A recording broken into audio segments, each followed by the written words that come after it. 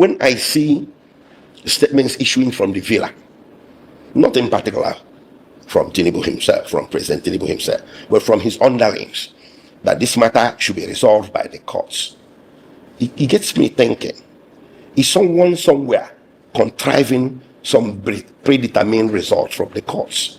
What is informing this blind confidence about the matter of Mazi Nnamdi Kanu should be resolved by the courts? It begins to sound to me like someone who stole your election, and before you open your mouth, INEC tells you go to court, like a mantra. It's suspicious. Why wasn't Igboho's case resolved in the courts? Why wasn't the chairman of Miyetti Allah's case resolved by the courts? Why wasn't Sowore's case resolved by the courts? Why is it difficult to apply that to an Igbo man when that very provision had been applied to non-Igbos in recent times, including by the present administration? Why do you think the Southeast governors are not championing the cause of Nnamdi Kanu's release? It's for them to answer, and it's quite shameful that is the conclusion that has been drawn. Since last year, when they declared in July last year that they were going to interface with the president on the issue of Mazi Nnamdi Kanu, nothing has been done. Mazi Nnamdi Kanu believes that he has no case to answer, that there are no charges facing him. What about the root fair hearing that was not given to him in Kenya? If Mazi Nnamdi Kanu was offered the due process of extradition in Kenya, he may not be here today. What do you think may be the fears of the federal government if they should allow Nnamdi Kanu to go? The fear of the Igbo man. The primordial fear of the Igbo man that led to the pogrom, that led to the widespread lie, deadly lie of Igbo coup in 1966, and then that led to the genocide that gave the cover for the 3-year genocidal war. And even after the war, that primordial fear of the Igbo man still persists. We just have to tell ourselves the truth. The truth.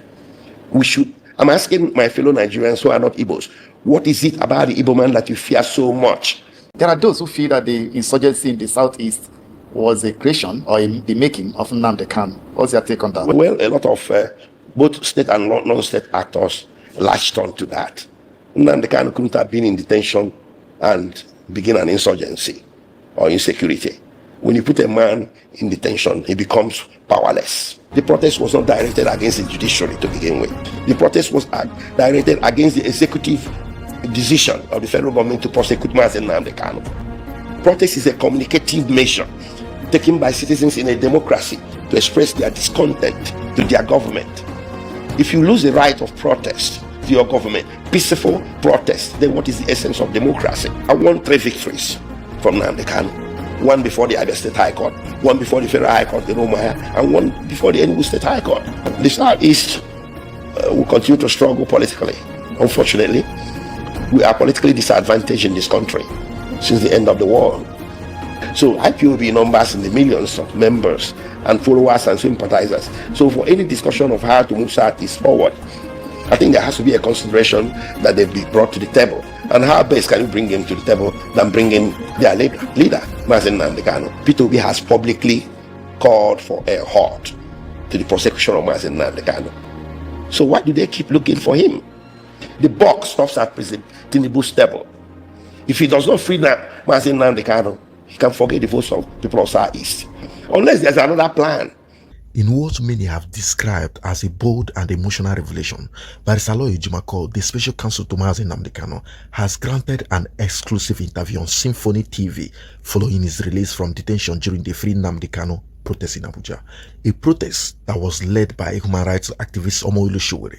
Speaking with a visible dissatisfaction and concern, Ejimakor did not hold back his thoughts on the way the Tinubu-led administration has been handling Mazi Nnamdi Kanu's case. He questioned why the government keeps insisting that the matter will be resolved by the courts when it is clear, according to him, that the judiciary alone cannot resolve the case. Ejimakor also drew a powerful comparison to what many Nigerians have come to call the INEC mantra, go to court, the same phrase often heard after election, when candidates accused of vote theft are told to seek justice in a system many already perceive as compromised. He says it gets him thinking, how can the same government fully, aware of the deep political undertones in this case, claim that Kanu's matter will simply be settled in court. It is a kind of blind confidence, Ejimakor said, to believe that Mazi Nnamdi Kanu's case will be resolved by the judiciary. Yet, interestingly, he maintained, and he was very clear on this, that technically, Kanu's case can only be resolved in court. But according to him, the Nigerian government is not allowing the court to truly work independently. Ejimakor went further to question, why was Sunday Igboho's case not resolved in court? Why was Miyetti Allah's case not resolved in court? Why was Omoyele Sowore's case not, left to be, resolved by the same judiciary? So he asks, why is that same standard so difficult to be applied when it involves an Igbo man? Ejimakor also expressed a huge disappointment in the Southeast governors, accusing them of not genuinely fighting for the release of Mazi Nnamdi Kanu. According to him, their efforts have not been largely symbolic, more talk, less action. Ejimakor reaffirmed that Mazi Nnamdi Kanu himself believes he has no case to answer, citing multiple legal jurisdictions that support that position. He reminded Nigerians that if Nnamdi Kanu had been offered due proper extradition or even a fair hearing during his arrest in Kenya, he wouldn't have, been in Nigeria today facing any trial. He pointed out that what's happening to Nnamdi Kanu isn't just about law, it is about fear. He alleged that the government he stationed to release him stems from what he called the fear of an Igbo man. He traced that fear all the way back to the events of 1966, to the pogrom, the so-called Igbo coup, and eventually the civil war that led to the loss of countless innocent lives across Igbo land. In his words, it makes me wonder, what is it about the Igbo man that Nigeria fears so much? These questions are very sharp, emotional, and unfiltered, and it has actually left many Nigerians on social media reacting. Some are saying Ejimakor has spoken the hard truth that many have actually avoided for years. Others are accusing him of fueling ethnic sentiments. But one thing is clear, his words have struck nerve, rekindling conversation about justice, fairness, and equality in the Nigerian state. As the debate continues, the call for Mazi Nnamdi Kanu's release remains loud and persistent, and voices like Aloy Ejimakor, one of his legal counsels, are also ensuring that question stays on the national table. What is it about the Igbo man that Nigeria truly fear? Let's continue the interview. You are spending 2 nights at the correctional facility in Kuje. Yeah. What was the experience like? The experience was traumatic. Anybody that tells you otherwise is in denial. It actually didn't start at Kuje. Kuje is the second phase in the whole saga. It started at Abattoir, the notorious detention facility at the SARS of Gusape, that area. That's where it started on Monday, the other Monday, 20th. So it was more traumatic at the police cell than it was at Kuje. So going to Kuje was more of graduating from a very terrible situation to something a bit less terrible. At the SARS detention facility in Abuja, overnight we were cramped into a 14 by 12 room. All of us, all 13 detainees, myself, Prince Omoyele Kanu, and the others, were cramped in that room. It has only one toilet, and it has like 3 or 4 steps that are supposed to double for bed. There's nothing there, so you just have to lay down. So it didn't, contain all of us in terms of lying down. So most of us had to sit it out the whole night, and that most of us, included me particularly, I couldn't find myself lying on that, hard concrete floor overnight. So I just sat it out, almost in a fetal position like this, and it was quite traumatic. About 7:30 in the morning, the following day, they came for us. And of course, we didn't have telephone privileges, so nobody knew where we were. We were taken initially to the police CID headquarters in Gariki, and they led people to believe that's where we were. So somewhere along the line, in the late of the night, when it was about 7:30 in the evening, they just ordered us out. Came out, they deployed tear gas against us. It was very perplexing and baffling. I don't know why we would deploy tear gas against people you already have in custody at the force headquarters. And one of them was deployed very close to me. So the entire fume in great volumes, got inhaled into my lungs, and I lost my voice. I'm still trying to get my voice back. That was the second one that was deployed at me personally. The first one was at the point of arrest or interdiction. So all of that got taken in, and I think I'm struggling with some kind of respiratory issues right now. I just came from my doctor, and that's the diagnosis. You can see the cast where they, access my veins to do some intravenous treatment. So that's how it happened. And they took us from Abattoir, that is the SARS, early in the morning, around 7:30, and drove us all the way to Kuje, and nobody told us where we were going. We were all perplexed and confused, and we had no way of informing our people where we were. And they were looking for us all over Abuja until we got to Kuje. So you begin to wonder, while you get arrested in Wuse and Otako and get taken to Kuje magistrate for arraignment the following day, when we have about 20 or maybe 15 magistrate courts closer to the location by arrest. So your case is as good as mine. So when we got there, the magistrate wouldn't let us say any word. I told the magistrate, I'm a lawyer. He said, well, I know who you are. There was another lawyer amongst us, one barrister, Okere. He wouldn't let him speak. He said, well, you will not address me as lawyers because you are not dressed. We said, okay, we are suspects. Can we take a plea and apply for bail? He said, well, somebody got up and said, one lady lawyer got up and said, their counsel is on the way. Maybe my lord, whatever, your worship, can we take a stand down for 20 minutes? Their counsel, by someone who is on the way. He just shook his head and got angry. I don't know what made him angry, whether it was contrived or real. He just ordered us remanded till Friday to Kuje Correctional Facility. That's what happened. Very baffling. So we were headed away from the courtroom. We were all confused at how the justice system got so dispensed so unjustly and so quickly that a suspect, a defendant, no more had any right to take a plea. That's a basic right you have when you are produced in court. Tell me what I did so I can answer guilty or not guilty. Guilty, you are sentenced. It ends. Not guilty, then you apply for bail. Either your bail application is denied or is granted. But not giving you or affording you the opportunity to take that plea is the most egregious assault at the constitutional requirement of fair hearing. All right. One is tempted to ask, why were you arrested and where were you arrested? They said we disobeyed order of a public officer. By interpretation, it meant there was some court order against the protest that we ostensibly or allegedly disobeyed.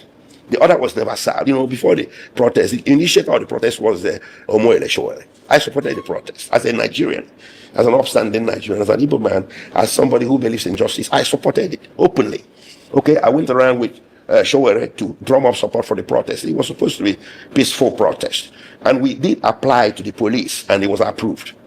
They went to court to get a court order to stop the protest in its tracks. The judge refused. They pressured, so the judge gave a limited order that the protest could go on. But the judge created a perimeter beyond which the protest cannot go.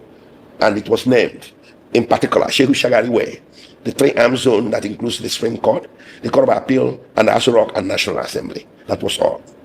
I was arrested behind Transcorp Hilton Hotel along with others. Sowore was with me. I don't know how he managed to escape in that whole billow of smoke, of tear gas and all that. I think there was a vehicle that was passing by. He managed to jump into the vehicle. The driver opened the door and he jumped in, and something like that. Otherwise, he would have been arrested on the spot. I was with him shoulder to shoulder.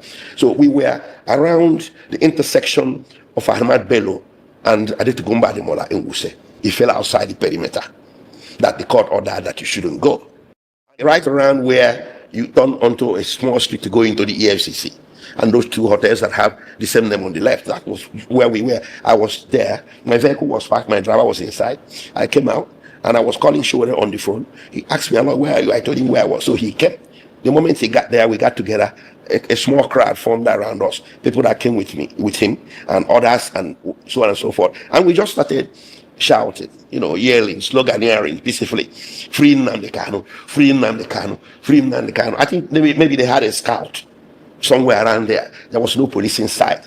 There was no police cordon. There was no police contingent anywhere around. But apparently they had a scout. So the scout went all the way to the Hilton, Transport Hilton and Jerry Ghana Junction where they were and told them that these people are over there yelling the slogan of protest. So they deployed from that side and started pursuing us. They came to us, we didn't go to them.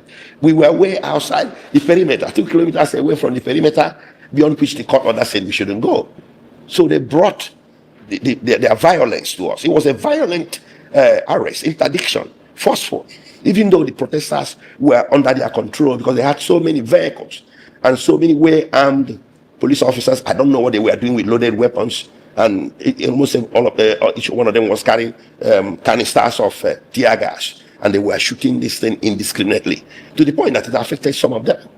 One of the officers was yelling, "Take it easy, take it easy." But the ones that had gone mad with impunity and draconism would not listen. They kept shooting and shoving people around and so on and so forth. Looking at even the perimeter restriction of the court, is it an infringement on your fundamental rights, given the fact that protest is constitutionally guaranteed? Yes. So even as the court was limiting it, was it a breach on your own fundamental right? Now, that order issued from an ex parte application.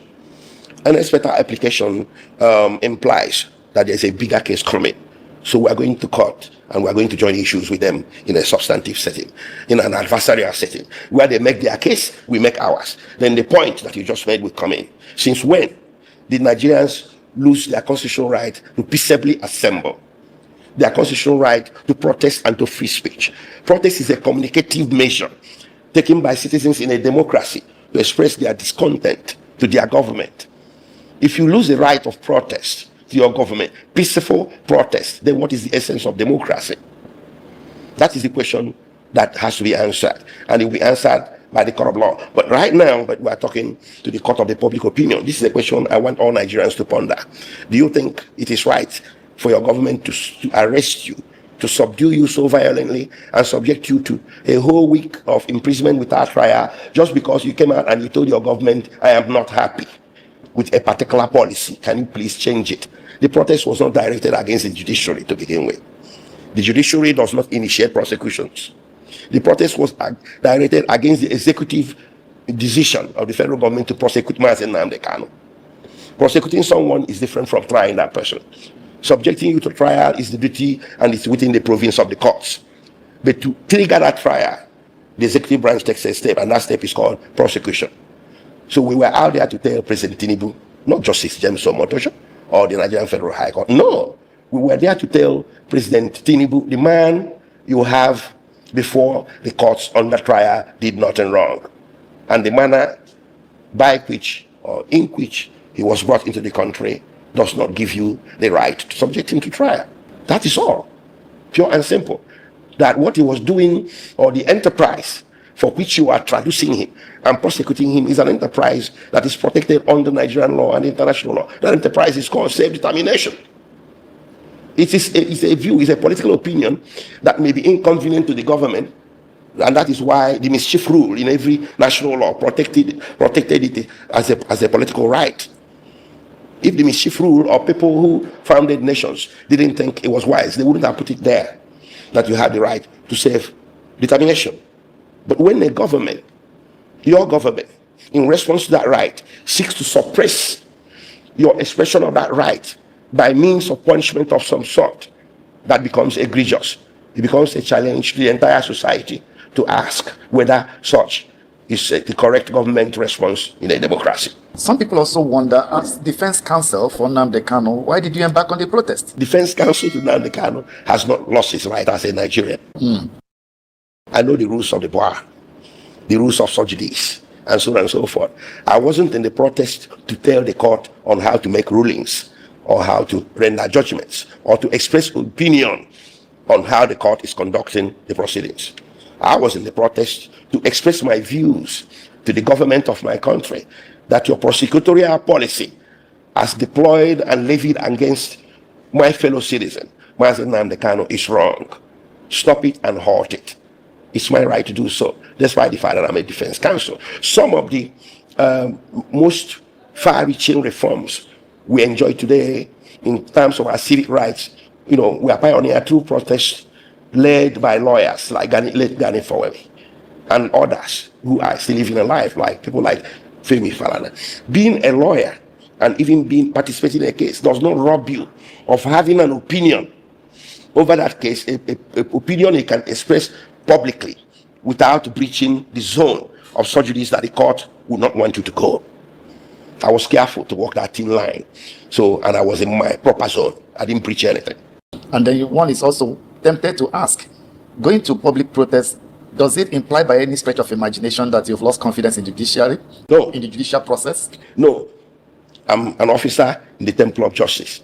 If I tell you I have lost confidence in the judiciary, then I might as well hang my wig and gown and go to the village and maybe begin to farm. Okay? Or begin to go somewhere and become a philosopher. And even lose interest in the entire society. No. I have confidence in the judiciary. I won 3 victories from Nnamdi Kanu. one before the Abia State High Court, one before the Federal High Court in Omaha, and one before the Enugu State High Court. It is the same judiciary.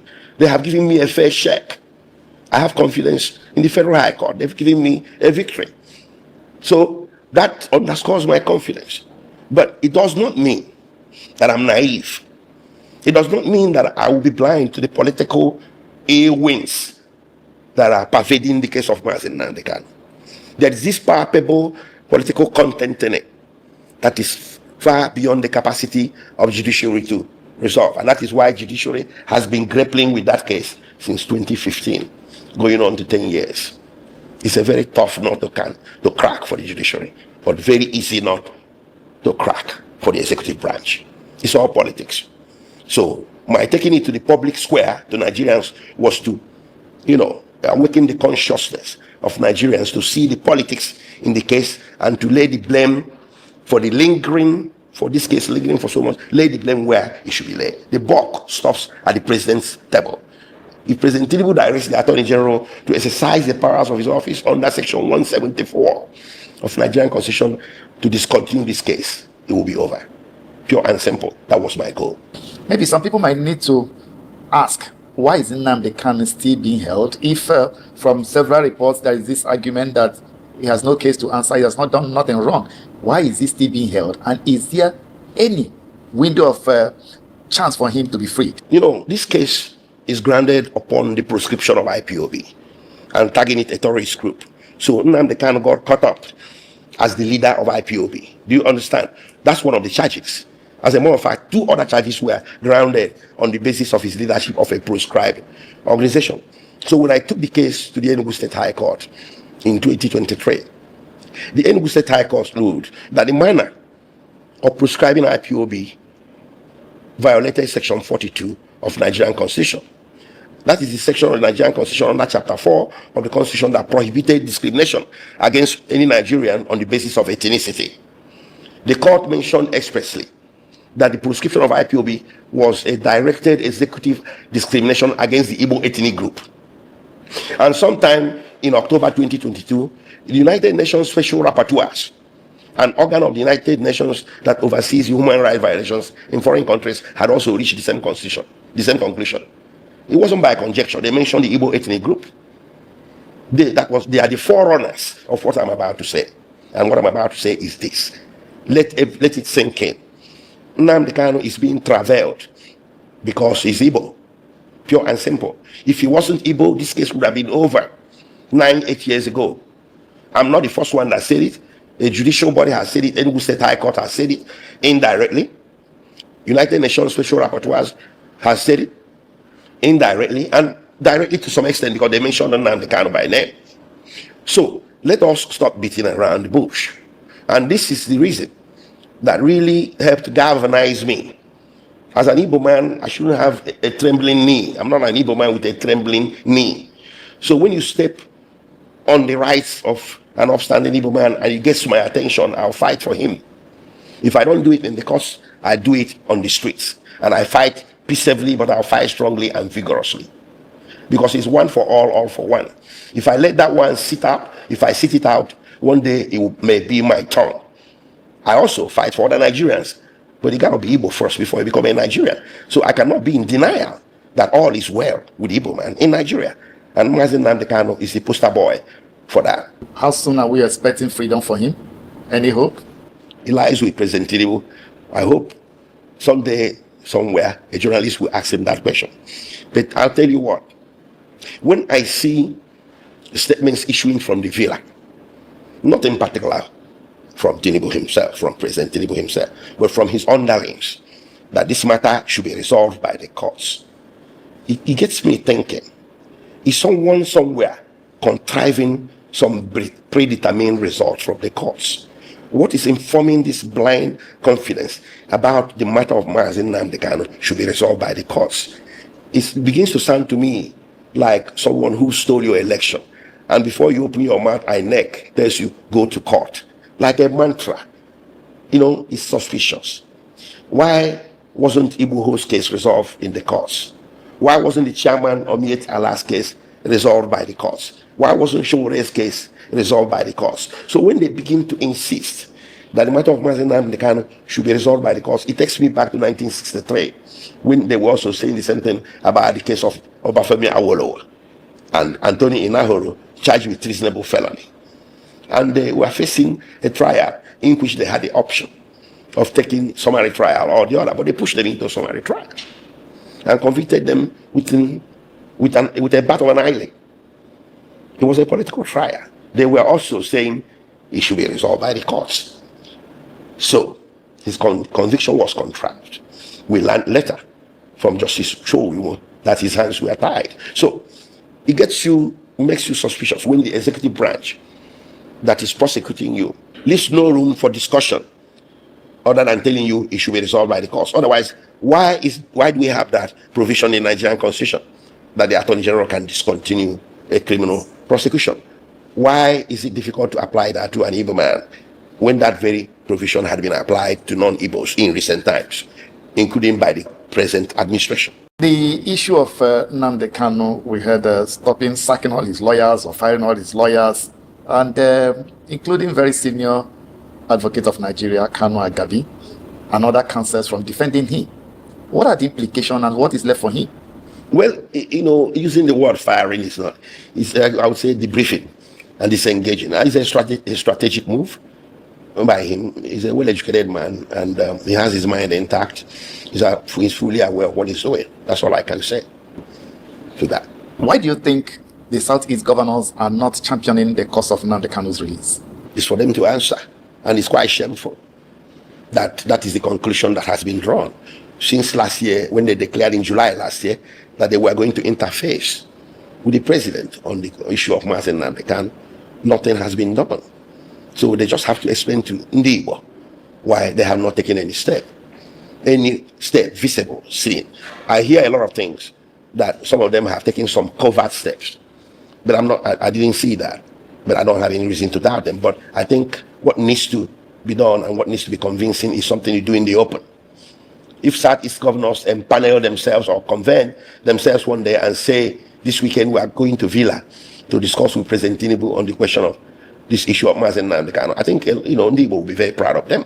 That hasn't happened, and to me, it's not something that to be proud of. Looking at the strategic moves you talked about right now, what is the current status of his defense?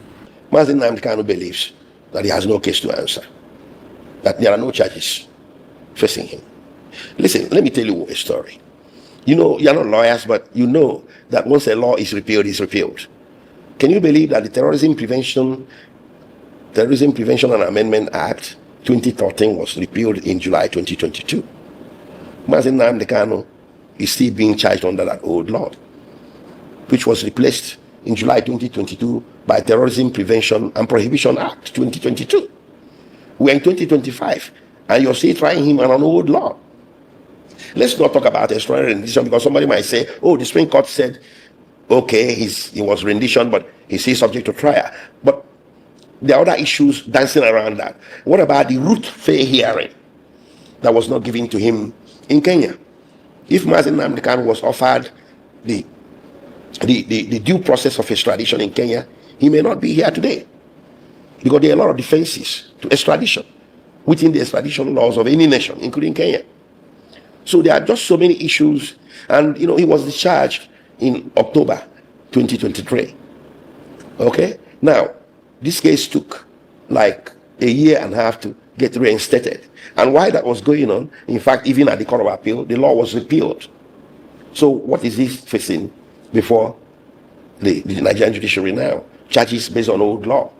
It's for the courts to decide.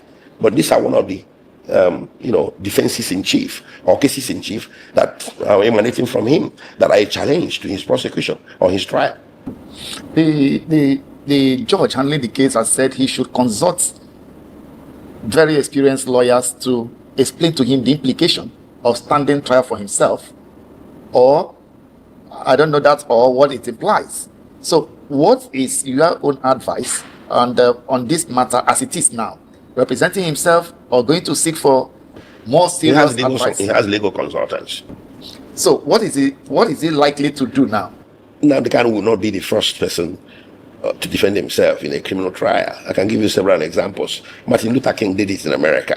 At some point, in the Gandhi, the father of non-violent resistance, did it in South Africa before he escaped to India. I think Mandela tried to defend himself too at some point. And in 1963, we go back to Awolowo again. Awolowo defended himself. He was assisted by some lawyers, including one from England, who was denied entry into Nigeria, but eventually he was granted entry. So Awolowo defended himself. So a lot of defendants, people who were subjected to criminal trial, have defended themselves in history. Nnamdi Kanu will not be the first, but that does not obviate the fact that he does not need the advice of experts. If he feels he does on any question of law, I think he's wise enough, smart enough to go for it. Let's revisit the issue of IPOB. Yeah. Based on your submission about the Enugu High Court, talking about that it was unjustly, the process of prescribing IPOB was not right. It was unconstitutional. Was unconstitutional. Yes. So are you likely at any point in time to challenge this particular issue, or is it part of what you are going to drag into the case at any point in time? Well, the prosecution of IPOB is before the Supreme Court right now on appeal. And Mazi Nnamdi Kanu is being charged based on the prosecution of IPOB. There's also a question amongst legal experts. Is it right, under jurisprudence, to subject a man to trial on a law that has not become final?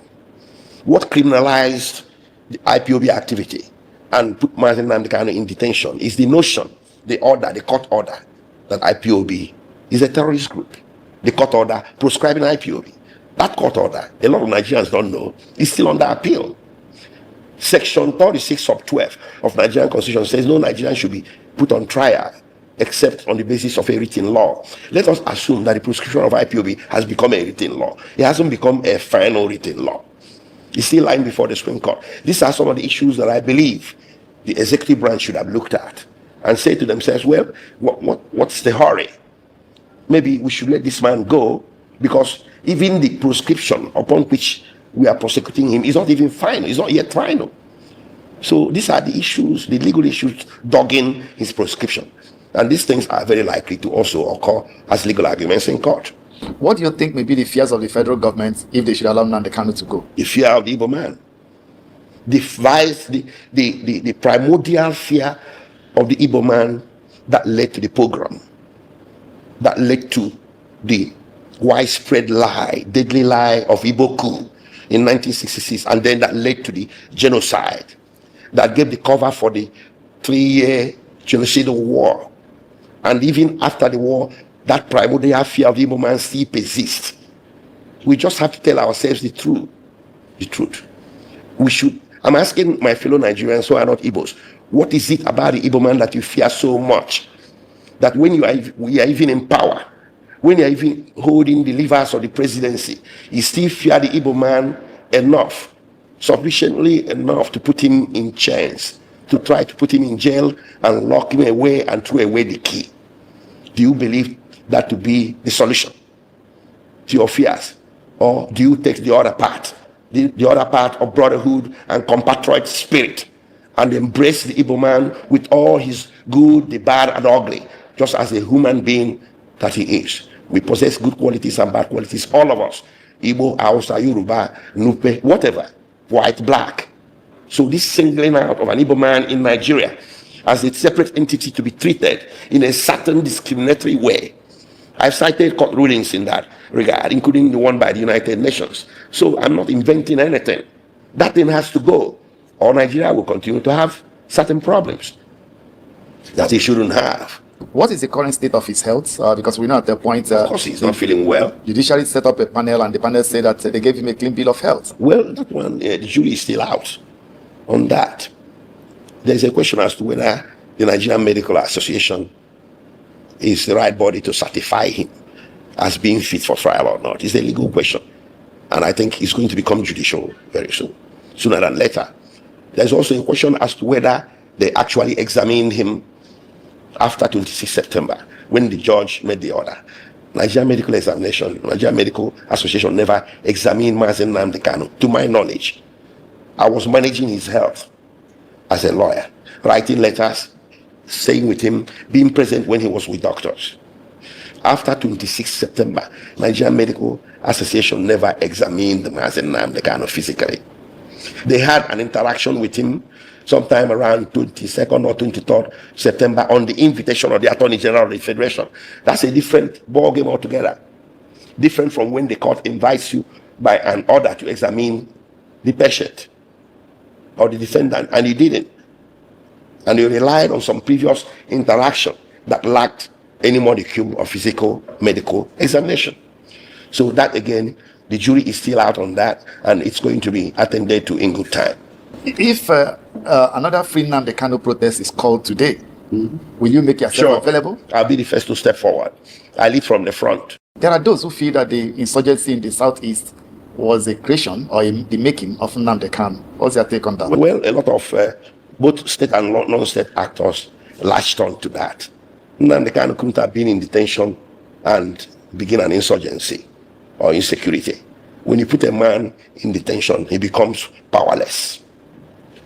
So, but nature abhors a vacuum. I do believe, and I acknowledge the reality, that state and non-state actors stepped in and contrived this insecurity to rubbish Igbo land, to make Igbo land unsafe, to blame us for misfortunes they brought to us. Do you understand? You beat a child, you don't want him to cry. He cries, you beat him again. So, it's so wrong. But if everybody believes that Nnamdi Kanu's prolonged detention is directly related to the insecurity in the southeast, why is the government not letting him go to test, just to test the waters? Everybody's saying so. So you release him and see whether the insecurity continues. In that way, you separate the apples from the oranges. Do you think that releasing him can guarantee peace in the southeast or end insurgency in the southeast? He's an upstanding citizen of the southeast, and he has legions of followers in the millions. I think his voice will count. Even my small self, and you, Victor, if you rise today in a podium in Enugu and Oka and say, my people, please stop killing one another, stop kidnapping, those criminals amongst you, please stop. Maybe one person will listen to you. I think thousands will listen to Mazi Nnamdi Kanu, just like they will listen to others. But as it is now, what voice in Igbo land do you think is stronger than he? He has a very strong voice. He has a way of, making things happen. He's a man of charisma and great influence. Like one of South leaders was saying that all South leaders need to come to the table to talk about how to advance Southeast and end insecurity. Why would that discussion exclude Mazi Nnamdi Kanu? The fish rots from the head. And if you want to kill a hydra, you chop the head off. That's what they are trying to do to us. But God forbid, it won't happen. There are those who have also dismissed the insinuation that releasing him will guarantee peace or return peace to the southeast. Okay, is that the reason now to hold him forever? That shouldn't be the reason to hold him forever. What about for his own sake? For the sake of justice? He deserves justice. Just for himself. We shouldn't be using him as a bait or as a pawn in the chessboard of insecurity in Southeast. It's not fair. Okay, we can answer the question and say, yes, the two are correlated, but it stops there. The next question is, what about the justice of the case? Prosecuting Nnamdi Kanu is unjust in the first place. Renditioning him is unjust in the first place. Addressing those things are personal to him. And they can also extrapolate to become personal to you and I. Because if we allow government to rendition someone and subject him to trial for touting self-determination, it might be Nnamdi Kanu today, tomorrow it might be Victor, myself, Aloy, or another individual. Okay? So the justice of the case demands that Mazi Nnamdi Kanu regains his freedom without further let or hindrance. Southeast leaders, business leaders, political leaders, do you think they are better placed to lead the change in the Southeast as against the direction or the way Nnamdi Kanu's followers are going? Well, I think we need a holistic approach. The civil society in Southeast includes IPOB. They have followers, they are in the millions. Okay? The Chinese will tell you that Christians will talk about the kingdom of heaven and the last feast. That feast probably will be prepared by the Chinese because they cook pretty well. So even though that they are heathens and atheists, they will be there at the kingdom, cooking at the kitchen and partaking in the final feast. So IPOB numbers in the millions of members and followers and sympathizers. So for any discussion of how to move Southeast forward, I think there has to be a consideration that they be brought to the table. And how best can you bring him to the table than bring in their leader, Mazi Nnamdi Kanu? Maybe can we look at this direction given his strong voice, why has he not, in alliance with or together with IPOB, called on his followers or called on the killings in the Southeast to stop publicly, giving his strong voice in the Southeast? Well, I'm surprised it's coming from you. I saw a video posted on your YouTube where he made that call from the inside of the courtroom, even twice. You may have forgotten, Victor. He did it. He said, in 2 minutes, if I come out in 2 minutes, who is there to disobey?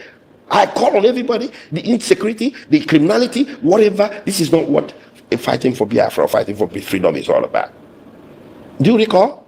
He said so from the courtroom. Maybe not the way you framed it, but he had taken every opportunity given to him since his detention to rail against the insecurity, to rail against criminality in Southeast, and to call for peace and end to any form of violence. I give him that credit. As somebody from the Southeast, how do you feel on this sit at home every Monday?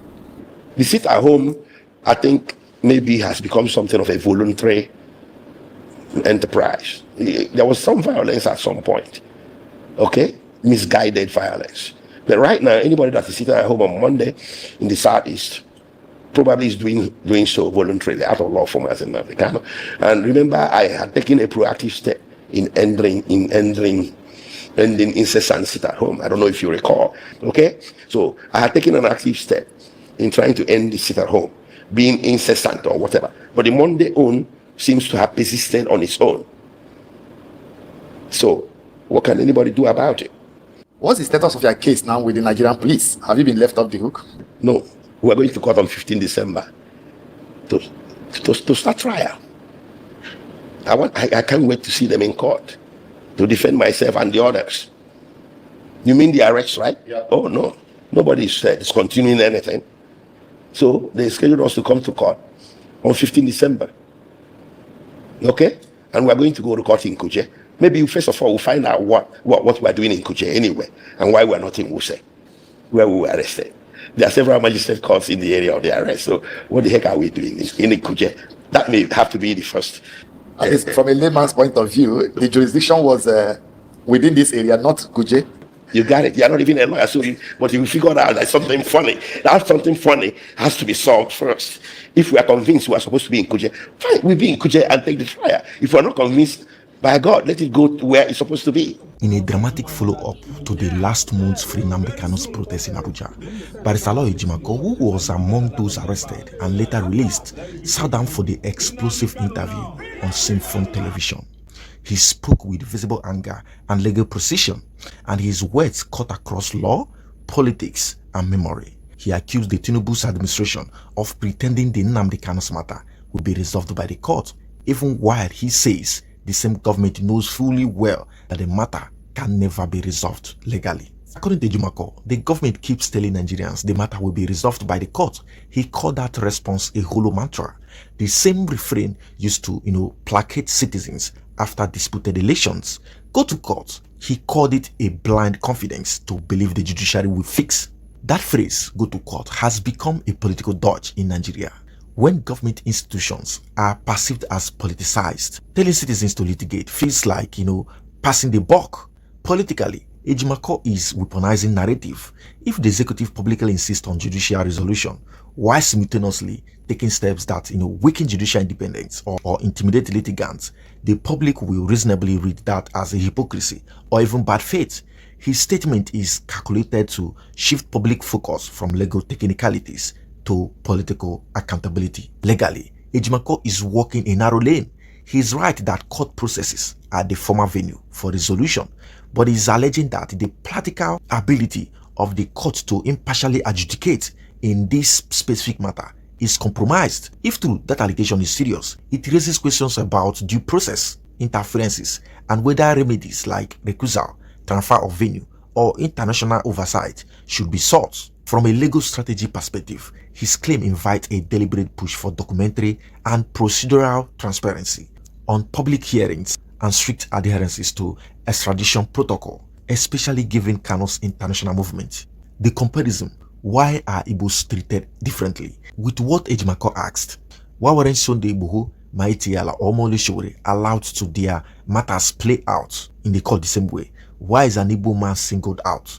He frames this as a selective justice or even ethnic bias that, harkens back to historical traumas. This is to me where law meets identity politics. Ejimakor is intentionally invoking a pattern. If certain actors are treated, leniently or allowed judicial breathing room while Kanu's movement is criminalized, the conclusion many in the Southeast would draw is that the state's response is discriminatory. Politically, that is combustible. It revives grievances about marginalization and differential enforcement. For the Tinubu's administration, the risk is actually obvious. Perceived double standard deepen distrust and could depress or mobilize votes in the Southeast, which Aloy Ejimakor explicitly warned about. So in legal response, to prove selective enforcement, you need a documentary trail, arrest records, charge sheets, treatment by security agencies, bail outcomes and timelines. Ejimakor's rhetorical question is powerful, but legally, it requires comparative case-by-case analysis.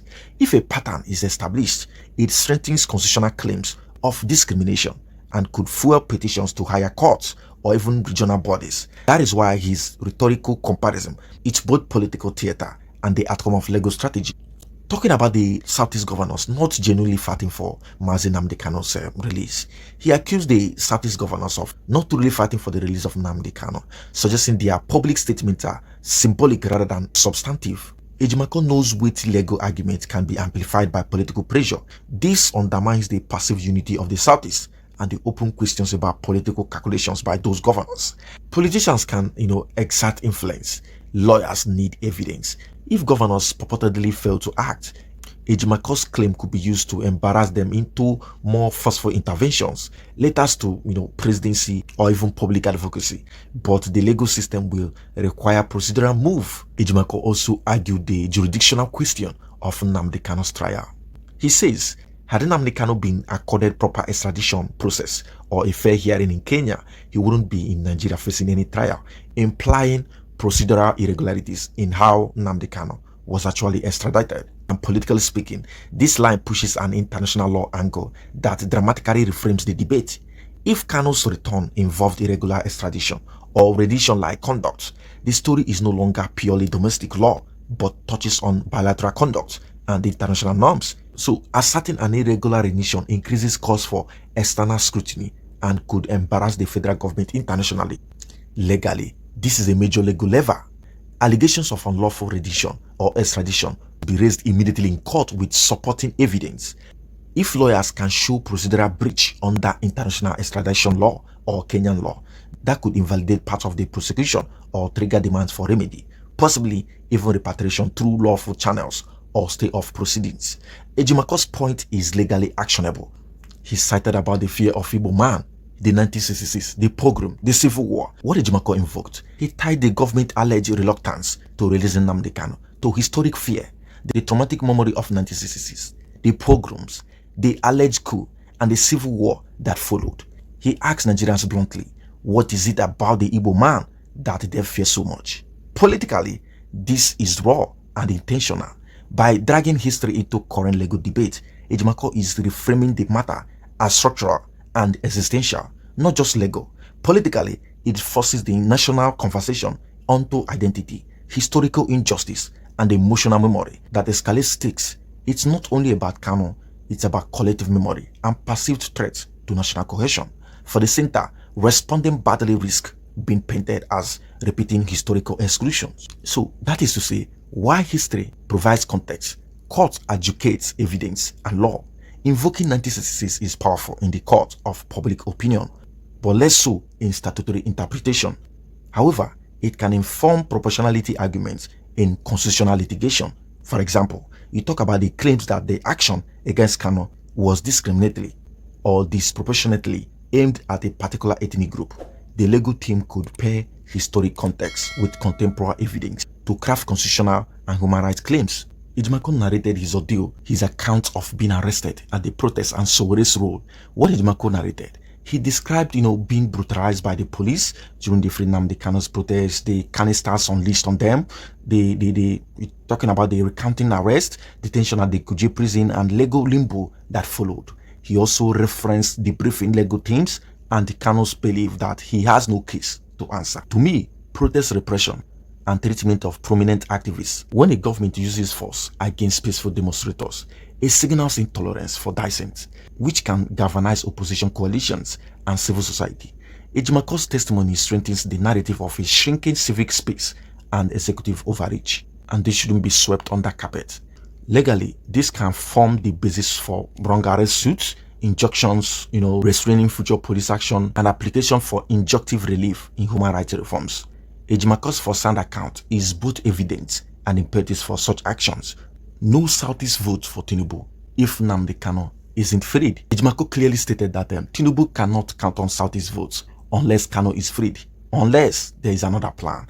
Politically speaking, that is a direct political pressure tactics, tying legal outcomes to electoral consequences.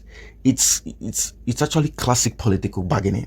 It makes the cost of continuation visible for the administration. It's a warning about electoral arithmetic for the Southeast. Symbolizing message. This converts a legal case into a tangible electoral variable, increasing the political cost of ignoring the issue.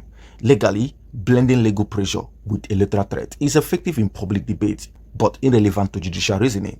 Courts cannot and should not decide based on political bargaining for lawyers like Ejimakor. However, the political lever complements litigations. It's actually creating leverage outside the courtroom that may produce more favorable procedural handling or concession. This is my overall assessment in all of this. Firstly, Ejimakor understands narrative power. He connects selective enforcement, historic grievance, and electoral leverage into a single frame. This is not merely a case, it is a crisis of legitimacy. That frame resonates in the Southeast and among right activists. The administration must decide whether to de-escalate by demonstrating transparent legal process or to double down, which risk further alienation and protest. Secondly, some of Ejimakor's claims are strongly actionable. They allege unlawful extradition, police brutality, selective enforcement, that is discrimination, and it can actually hold water to this. And this, if we're prepared legally, can stand a chance in their ongoing legal defense of Mazi Nnamdi Kanu. So if these are substantiated, those facts can underpin constitution, human rights, and international law challenges. And I have this to say, if the state continues to insist the court will decide while appearing to interfere with or ignore the due process, it has the opposition a punted narrative. The voice of justice may be silenced for a moment, but truth has a way of finding its echo. Aloy Ejimakor's words reminds us that the struggle for equity in Nigeria is far from over, and the question still stands. What is it about Igbo man that this nation fears so much? From the courtroom to the corridors of power, one thing remains clear. Justice cannot thrive where selective silence rules. Here at Igbo Perspective, we will keep asking the hard questions and dissecting stories others are too afraid to touch. Here, as always, we give it to you how the mainstream media cannot oblige. If you found this video insightful, don't forget to like, leave your comments, share, and of course smash the subscribe button and turn on notifications so you would always be the first to get our in-depth analysis of trends and political stories. Thank you for watching. Until next time, stay focused, stay informed, and stay objective.